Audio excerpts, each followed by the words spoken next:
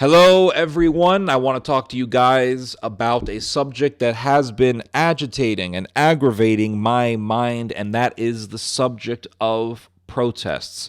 I believe that most protests are bullshit. Most of them are bullshit. You see people protesting, frothing at the mouth against the government for whatever reason. Supposedly they're suffering, supposedly they're starving, supposedly they're in just utter turmoil. And the reality is that if you were really suffering, you wouldn't be dancing on the streets.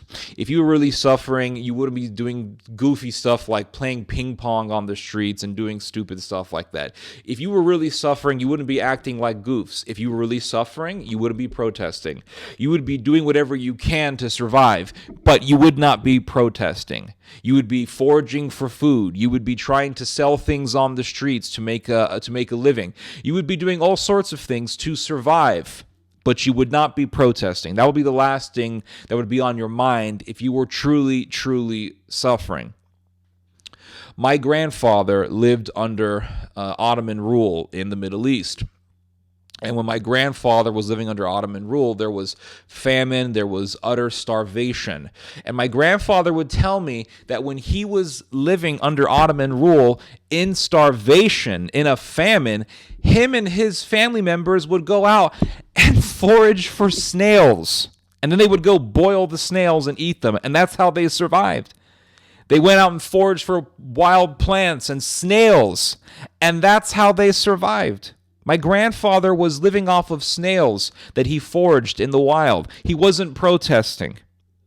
I was recently watching a video on the Euromaidan. This was the riots that were being done in Kiev in the Maidan Square in 2014.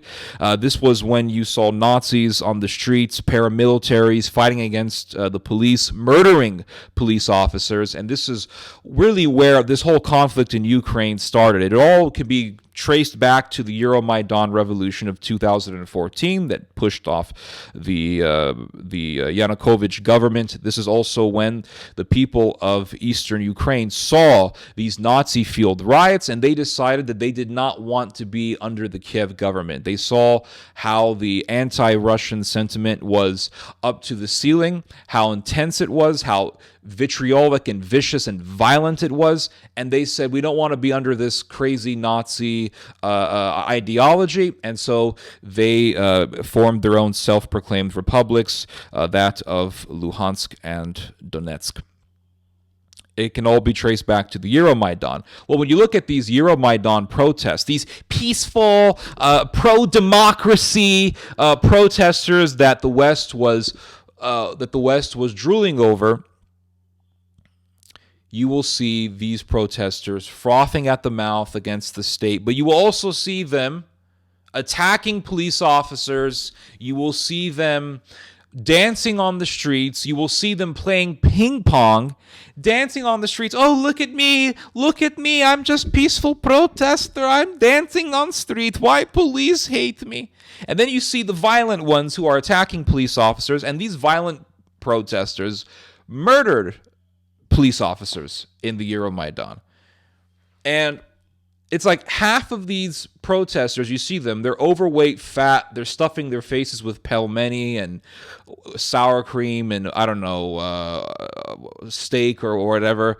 You see them, half of them are overweight, half of them are fat, and the other half are trim, well-trained, violent criminals who were fighting against the cops, who were obviously trained in the strategy of anti-police rioting. These weren't people who were suffering. They weren't starving. They weren't in a famine. There wasn't a massacre happening. There wasn't a Holocaust that was happening. These were people who hated the government because in some way or another, in some degree or another, it was not as anti-Russian as they wanted it to be. That's why they started rioting, because it wasn't anti-Russian. That's why. And that's why you saw people jumping up and down screaming that the one who does not jump is a Muscovite, the one who does not jump is a Russian, and Russians get the rope. That's what they were saying. Russians get the rope. In other words, go out and lynch Russians. That's what they were saying in the Euromaidan. But yet we were supposed to believe that it was just a bunch of democracy-loving, Western-loving, Europe-loving, pro-Western, pro-democracy protesters. Half of them are fat. So my whole point of this video is not just to talk about the Euromaidan. My point is to talk about the fact that protesting is bullshit. Most protests are bullshit, right? Some of them, once in a while, they are legitimate. But it's like, you look at a country like France, they're protesting every week about pensions and retirement age. Most protesting is horseshit. Most of it is. It's bullshit. They're stuffing their faces with bread and cheese and wine, and they're acting like they're suffering. You look at the BLM rioters. A lot of these BLM rioters are what? Overweight, fat, obese women with short hair. They look like monsters. They look like gargoyles with afros. They're hideous looking. Most of these people are fat, overweight lunatics, and they're acting like they're suffering. Most protesting is bullshit. When my grandfather was living under Ottoman rule, there was so much starvation, he had to go find snails to survive. He wasn't protesting, he was foraging. He wasn't protesting, he was foraging. Anyway, those are my thoughts on that. Most protesting is bullshit. Anyway, you guys just heard some theology. God bless.